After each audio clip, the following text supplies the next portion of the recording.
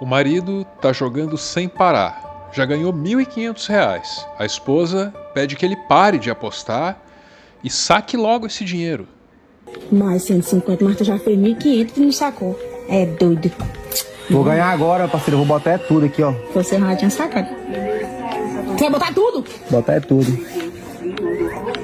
Aperta o botão de 100 que vai mais rápido. De 100? Melhor. Aperta de 100 2 vezes. Ah, tá. Depois tu vai se lascar. Moço. Relaxa. Só vela boa, papai. Só vela boa. 500 em cima e 500 embaixo. Só vela boa, meu amigo. Vou parar, vou tirar em 2 chips. Eu falei, cara! Caralho! Só vamos perder meu dinheiro, esse caralho. Jogo da desgraça. Não, mãe. Tu é doido, hein, Michael? Ah, meu celular, meu Deus! Desculpa. Esse casal de apostadores perdeu R$ 1.500. Para onde foi esse dinheiro? Todo o dinheiro que um apostador perde vai para uma banca. E esse outro casal aqui representa muito bem a banca.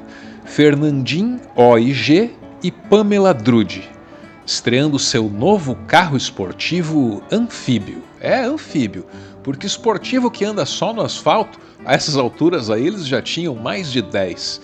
Esse casal aí, eles são celebridades no Instagram, estão entre os maiores beneficiados com o crescimento das casas de apostas. E uma coisa leva a outra, né? A jogatina dá dinheiro, principalmente se você for à banca. O dinheiro compra uma vida de luxo. E o luxo conquista legiões de fãs e seguidores, amigos influentes. Tá aí o Fernandinho com o cantor Gustavo Lima. Mas não pense você que esse casal também não tem lá os seus perrengues. A Pamela, por exemplo, sofre muito com o jatinho. O banco lá parece que nem sempre reclina, anda meio emperrado. Aí quando você puxa pra baixo, é um pouquinho difícil. Você deita, só que não tá deitando, ó. Calma aí, vamos fazer com outra. Curioso pensar que algumas das maiores autoridades da nossa república podem já ter enfrentado essas dificuldades com esse mesmo banco, desse mesmo jatinho. Deputados, senadores, um ou outro ministro do Supremo já pegaram uma carona ali. Tá aí o Fernandim contando na CPI das Bets. O senhor deu uma carona para o ministro Nunes Marques para o aniversário na Grécia do cantor Gustavo Lima? Sim, Cássio é um amigo meu de mais de 10 anos atrás, lá do Piauí, de comer panelada, buchada de bode e galinha caipira. Cássio, pessoa Cássio. Que era juiz federal no TRF da primeira região. Aí eu não sei. O senhor conheceu ele na buchada? Isso. Bom danado. E bem frequentado. Nós temos um milionário e um ministro supremo na mesma buchada, tá vendo? Que alegria. E esse tipo de amizade com gente da cúpula dos 3 poderes é muito necessária para o Fernandinho e para a Pamela, porque o dinheiro deles vem do nem tão distinto ramo das apostas. A Pamela é uma das maiores influenciadoras desse ramo no Brasil. Tá sempre dando alguma dica lá de dinheiro fácil para os seguidores. O último que eu joguei, tá bom, pessoal? Ontem, às 11 da noite, eles falaram pra mim, eu joguei 1.500, me retornou 2.850. E aqui embaixo, cadê que tem mais? Aqui, ó. Dia 3, eu joguei 2.500, voltou pra mim 333, tá? Já o Fernandim é ninguém mais, ninguém menos que o dono do Tigrinho. Ou talvez o suposto dono do Tigrinho. O que nos leva de volta à CPI das Bets, ocasião em que ele rejeitou esse título. Eu não sou o dono do Tigrinho, até depois dessa narrativa que foi colocada na mídia e em tudo, reforcei minha equipe de segurança e tudo, porque eu não posso pagar pelo dono do Tigrinho. Eu não sou o dono do Tigrinho, quero deixar bem claro para vocês. Eu comecei a prestar serviço na empresa de aposta como qualquer outro vínculo de mídia no Brasil, como as TVs, rádios, todos os vínculos de mídia. A CPI das Bets serviu mesmo para mostrar o tamanho do poder e da influência do suposto dono do Tigrinho e da parceira dele. A amizade de um Ciro Nogueira, senador importante, isso pode fazer toda a diferença aí entre um convite e uma intimação. Porque a gente não consegue intimá-lo, não sei porquê. O senhor é tão difícil, é mais fácil encontrar o Papa. Mas... Senador, não é verdade. Doutor Fernando... O senhor está dizendo que eu estou mentindo? Não estou dizendo que não é verdade, que é difícil encontrá-lo. Muito difícil. Para mim para o senhor deve ser fácil. Doutor Fernando é um grande empresário do meu estado, eu conheço ele há muito tempo. Comprometo aqui com a CPI, caso nós decidimos trazer ele de volta, encontrá-lo. É uma pessoa que reside no meu estado. Não, mas então deixemos intimado. Essa dificuldade de se fazer e de encontrar esse rapaz. Esse rapaz aqui poderia não ter falado nada nessa CPI. Ele tem uma decisão da justiça que o protege, fez questão de tentar ajudar a CPI. Hoje se sabe que o senador que pediu a palavra para defender o suposto dono do Tigrinho é um dos que viaja no jatinho. O avião retornava de um paraíso fiscal, no Caribe, e transportava o presidente da Câmara dos Deputados, Hugo Mota, o senador Ciro Nogueira e outros parlamentares. Eles estavam a bordo de uma aeronave do empresário Fernando Oliveira Lima, do setor de apostas online. E não é só que o Fernandinho, muito supostamente dono do Tigrinho, leva senadores e deputados para o paraíso fiscal. Não, eles voltam de lá carregados, com umas malas aí que ninguém tá fiscalizando direito não, hein? Drible na fiscalização foi registrado em um aeroporto executivo em São Roque, região metropolitana de São Paulo. Nas fotos documentadas pela Polícia Federal, o circuito interno mostra um tripulante passando pela lateral de uma máquina de raio-x, guiando um carrinho ocupado por 7 bagagens. No equipamento está um agente da Receita Federal que faz a liberação sem questionamento. Alguns, e talvez só os mais ingênuos, se perguntam o que havia dentro daquelas malas. Outros, talvez mais ousados, se perguntam quanto havia dentro daquelas malas. Mas ninguém está se fazendo a pergunta certa. E eu vou te explicar por quê.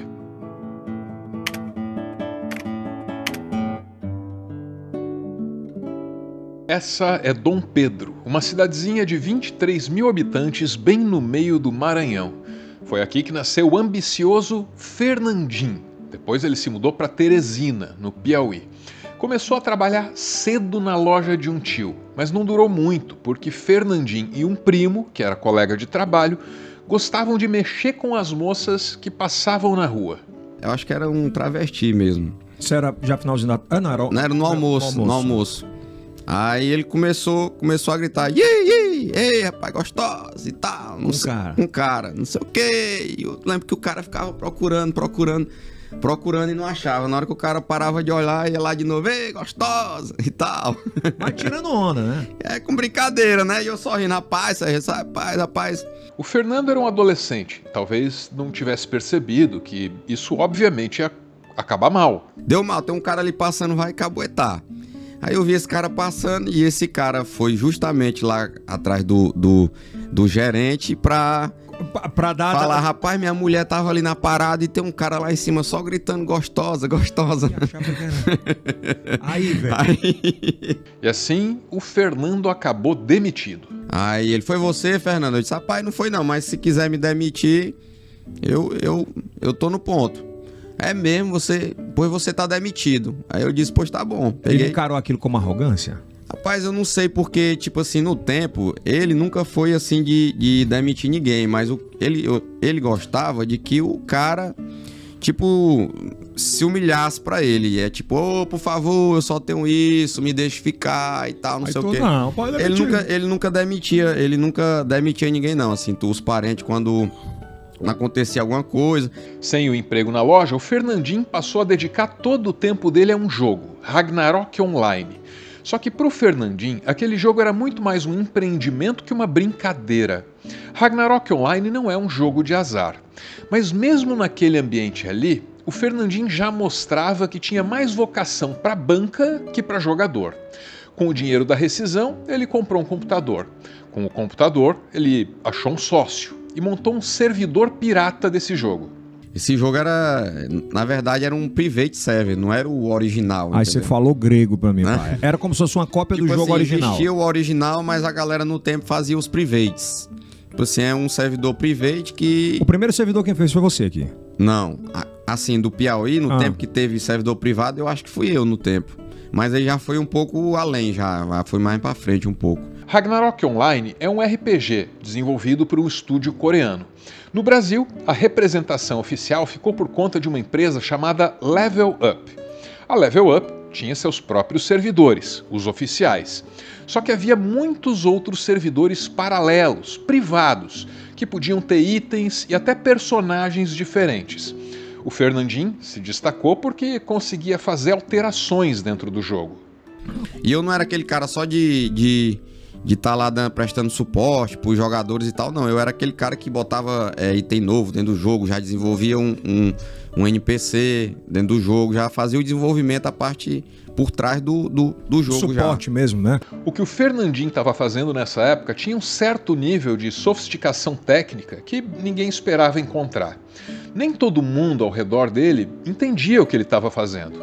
A família queria que ele voltasse para o emprego na loja do tio. Minha mãe, meu pai, minha tia começaram a falar para minha mãe: o Fernando saiu porque o Chico falou, você tá demitido, e ele virou as costas e foi embora. Aquela parada de família, né? É isso e tal, mas ele falou que se ele for lá no armazém e conversar direitinho com ele volta ele e tal. Aí minha mãe começou: meu filho, vá lá, meu pai, vá lá. Mal sabia a família que um servidor de Ragnarok Online é um mundo à parte, com sua própria economia. No servidor do Fernandinho havia centenas de milhares de pessoas, comercializando bens e serviços digitais. E sendo mestre do jogo, ele também era o mestre dessa economia. Ele estava ficando rico e simplesmente perdeu o estímulo para ir para a escola. Umas 18 horas por dia, eu dormia 6 horinhas e o resto tudo era computador. Eu não saía de casa, ninguém me via. Era trancado no computador. E o estudo? No tempo eu larguei o estudo. Nesse tempo aí eu já ganhava mais do que os professores no tempo, né? Por exemplo. Ganhava mais que os professores e que os pais também. Já desenvolvia o jogo. Com quantos anos tu passou a ganhar mais do que teu pai? Eu acho que com 16, 17. 16. 16 anos já ganhava mais do que teu pai e a tua mãe. Já. Mas aí o Fernandinho tomou um golpe de um dos sócios dele nesse servidor. Como você cresceu o meu servidor muito rápido, o meu servidor, agora ele é só meu. Limpo e seco? Limpo e seco. Parabéns, filha da puta. Você podia estar milionário hoje, cara. Era. Se ele tivesse sido fiel a você. Exatamente. Vocês estavam juntos até hoje? Tava, com certeza. Você nem ia arredar do cara que tava com isso nisso. Com certeza. Agora ele é só meu. Aí eu disse: como é, rapaz? É só meu. Eu disse: rapaz, tu tá doido? Acabei de comprar um carro, não sei o que. Aí ele: rapaz, tu não cresceu o meu rápido? A gente tem 3 meses de servidor, tu não cresceu rápido? Faz um pra ti e cresce o teu. Amém, né? Desse jeito, tu acredita? Foi que passou na tua cabeça naquela hora? Rapaz, cara, foi uma depressão. Chorou, velho? Ave Maria, eu tranquei a porta do quarto, meu amigo, e dali choro, e minha mãe do lado de fora, batendo. O que tá acontecendo? O que tá acontecendo? E eu não queria saber de nada. O golpe acabou fortalecendo o Fernandinho. Ele fez um outro servidor, ganhou ainda mais dinheiro, quando ouviu falar de um certo humorista chamado Whindersson Nunes, que estava só começando a fazer sucesso. Fernandinho conseguiu se aproximar, se tornou o primeiro empresário de Whindersson. E assim ele mostrou que não tinha só habilidades técnicas com um computador, ele também tinha habilidades sociais e um ótimo radar para captar as oportunidades.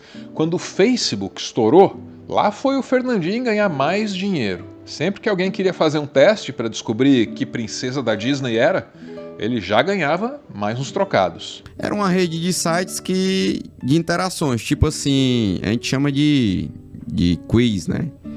A gente chama de quiz. Tu entra lá, faz um quiz e pede pro teu amigo responder. Aí nesse tempo tu postava no Facebook, teus amigos ficavam curiosos para responder, e respondia, ele já fazia o quiz dele, já compartilhava e tal. E aí no tempo eu montei uma rede de sites desse nicho.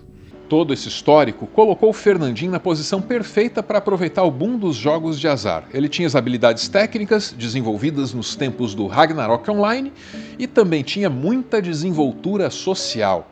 Coisa útil para quem atua num ramo marcado por uma legalidade meio cinzenta. Ele logo se aproximou de juízes, deputados, senadores, mas nem todo o dinheiro e toda a influência afastam certos riscos, que costumam cercar quem enriquece nessas circunstâncias e nessa velocidade.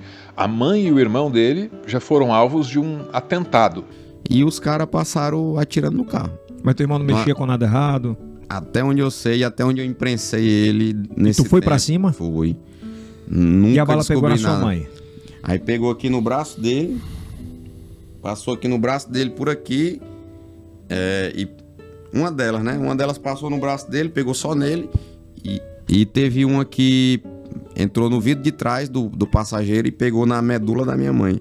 Caralho. Assim, bem no pescoço. Mais recentemente, um primo de Fernandinho, que também trabalhava com ele, foi morto na saída de uma festa. Fernandinho ofereceu uma recompensa para quem encontrasse os responsáveis. Esses episódios de violência certamente não ajudam Fernandinho, que é um novo rico, a ter uma boa fama diante dos ricos de nascença. Quando te chamam de hacker, de cartãozeiro, que você só está aqui hoje porque uma composição maior que você fez no passado de errado te propositou ao que você é hoje. O que é que você pensa e o que é que você responde? Cara, assim, eu não respondo nada. Assim, assim, hoje eu nem me incomodo mais. Eu me incomodava antes, mas hoje eu não ligo mais porque o povo fala. Eu não ligo. Eu tô naquela que fale bem ou fale mal, mas fale de mim. Fernandinho certamente tem lá os seus inimigos, mas tem muitos amigos também. E a gente vai falar dessas amizades. Antes, quero eu ter a chance de te indicar aí um bom esquema para ganhar um dinheiro fácil. Olha só que esquema maneiro. O primeiro passo é saquear um país distante, de preferência com uma cultura assim bem diferente da sua. Aí depois você pega tudo que você saqueou, coloca dentro de um galpão e passa a cobrar uma entrada de quem quiser ver tudo aquilo que você saqueou de terras distantes. O nome desse esquema é museu. Só que para o museu funcionar, ele precisa de um curador. Não por acaso, a função de curador, como a gente conhece hoje, nasceu junto com os museus dos impérios europeus, que exibiam, entre outras coisas, a arte saqueada de outras culturas. Só que bem antes disso, na Roma Antiga, um curador era um zelador. A primeira função do curador foi a de cuidar daquilo que é belo, de preservar, e não de selecionar, triar e mostrar. A curadoria da nossa Fílmica, a queridíssima e brasileiríssima plataforma de streaming, faz essas duas coisas aí. Zela pelo cinema e seleciona o melhor que ele tem a oferecer. As categorias dão uma ideia, né? Classe trabalhadora no cinema? Legal. Uma sessão de filmes só sobre amadurecimento? Ótimo. E ainda os melhores documentários que você vai achar em qualquer plataforma de streaming. Sério. Tem até uma seção com os filmes da minha curadoria. Assinar a Fílmica vale a pena. E você tem duas opções aqui, hein? Para o plano mensal, você usa o cupom ARVRO e ganha um desconto vitalício. Aí a mensalidade de R$ 16,90 cai para R$ 14,90. Valor que vai continuar valendo enquanto você mantiver a assinatura fixa. Também tem o passe anual Pix. E nesse caso você usa o cupom PIXARVRO. Aí você vai ganhar um desconto de R$ 70 e um ano inteirinho de conteúdo de primeira vai sair por R$ 99,90. Só que claro, né? Essas ofertas são por tempo limitado. Para aproveitar, use o link que está fixado no topo da caixa de comentários. Muito obrigado, Fílmica. E agora, de volta ao nosso tema principal. Então, meu salário caiu, né? E eu depositei ali metade do meu salário, cerca da metade do meu salário ali. E, cara, ali nos primeiros dias é mil maravilhas, né? Você começa ganhando. No começo você realmente tem lucro. Então ali eu cheguei a fazer ali R$10 mil em cerca de 15, 20 dias. De uns anos para cá, os jogos de azar viraram um dos maiores problemas sociais do Brasil. Uma pesquisa recente sugere que 11 milhões de brasileiros tiveram suas vidas destruídas ou afetadas de alguma forma pela jogatina. Primeiro vem a dívida de jogo. E foi indo até acabar com todo o dinheiro que eu tinha guardado. Não me contentei com a situação, né? Eu preciso jogar para recuperar. Eu achava que, de alguma forma ali, eu entendia os jogos e que eu ia conseguir recuperar. Você deve estar pensando como que essa menina perdeu 160 mil reais no jogo do Tigrinho. Para cobrir essas perdas, o jogador compulsivo começa a pegar dinheiro emprestado. Acontece muito. Eu perdi 110 mil de empréstimos no banco que eu tinha feito ao decorrer do tempo. Em um dia só, eu perdi 51 mil reais que tinha na minha conta, que era um dinheiro que estava guardado meu e do meu marido. E aí eu já não conseguia mais fazer empréstimo no meu nome, meu cartão já estava todo fodido. E aí eu fui no meu pai, inventei uma história qualquer para ele pegar um empréstimo no nome dele para mim, usei o cartão de crédito dele, usei o cartão de crédito da minha namorada. Aí quando ele não consegue pagar, ele acaba perdendo para o vício uma coisa muito mais valiosa que o dinheiro.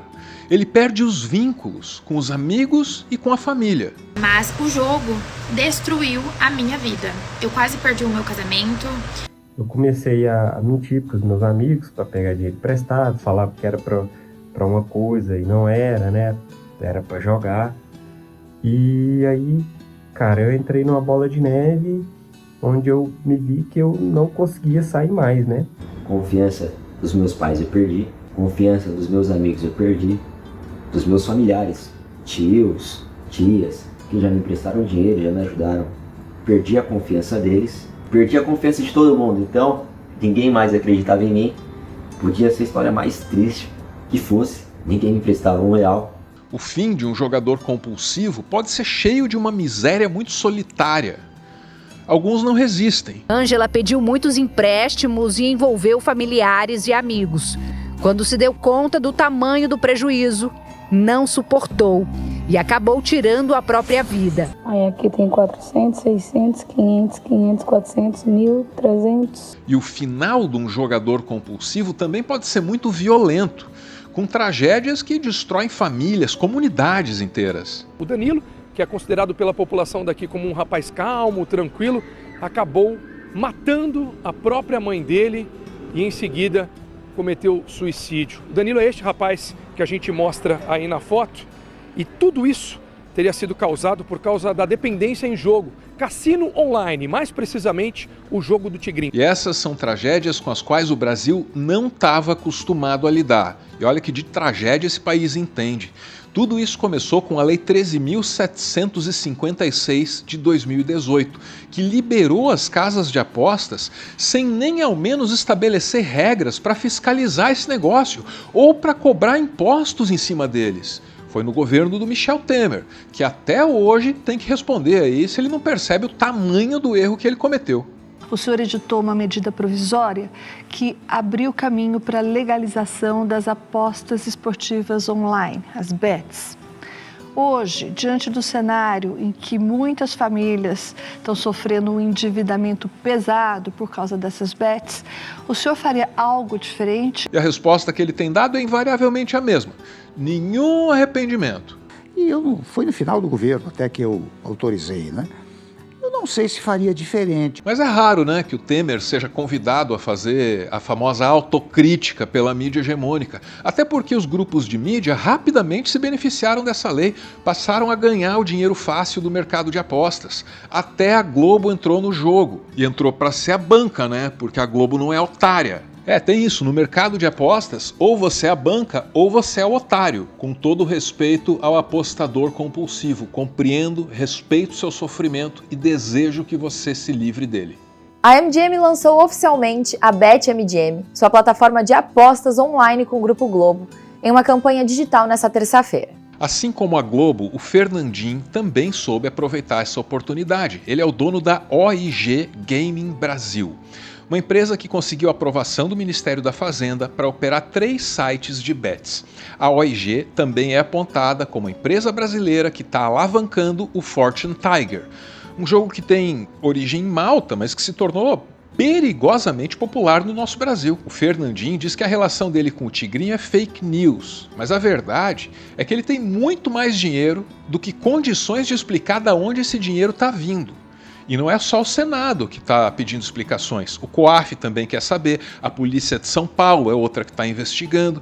E aquelas malas que vieram de um paraíso fiscal, num voo cheio de autoridades, elas poderiam ajudar a desvendar o mistério. Saber o que tinha nas malas é importante, sem dúvida, mas é preciso perguntar o que é que os parlamentares foram fazer com esse barão das apostas num paraíso fiscal. Isso não deveria ser difícil. O Hugo Mota, o Ciro Nogueira, os similares deles, todos têm assessorias de imprensa. Basta perguntar.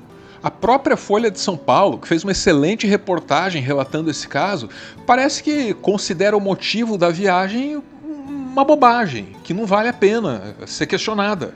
E aí, claro, né, tomou uma bela de uma bronca merecidíssima da gloriosa ombudsman Alexandra Moraes. Apertem os cintos, a pergunta sumiu, e aqui a gente vai ler. Qual era o motivo da viagem dos parlamentares no avião do dono do jogo do Tigrinho? A pergunta e a falta de resposta para ela deveriam ficar evidentes. Quem lê o jornal quer saber se ao menos o questionamento foi feito. E ele precisa ser feito. E até agora, ninguém sabe ao certo qual era a razão dessa viagem. O único que respondeu a pergunta foi o presidente da Câmara, Hugo Mota, e só disse que a viagem teve motivos particulares. O que equivale a dizer para o eleitor que dane-se, não interessa. Interessa sim, interessa muito. Não resta dúvidas de que Fernandinho tem dinheiro suficiente para comprar parlamentares. A dúvida, se houver alguma dúvida, é se existem parlamentares dispostos a serem comprados. E por quanto?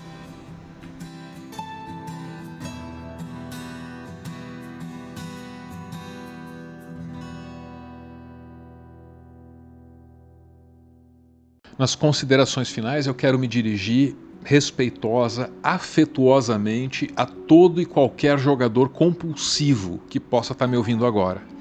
Me ouça com muita atenção.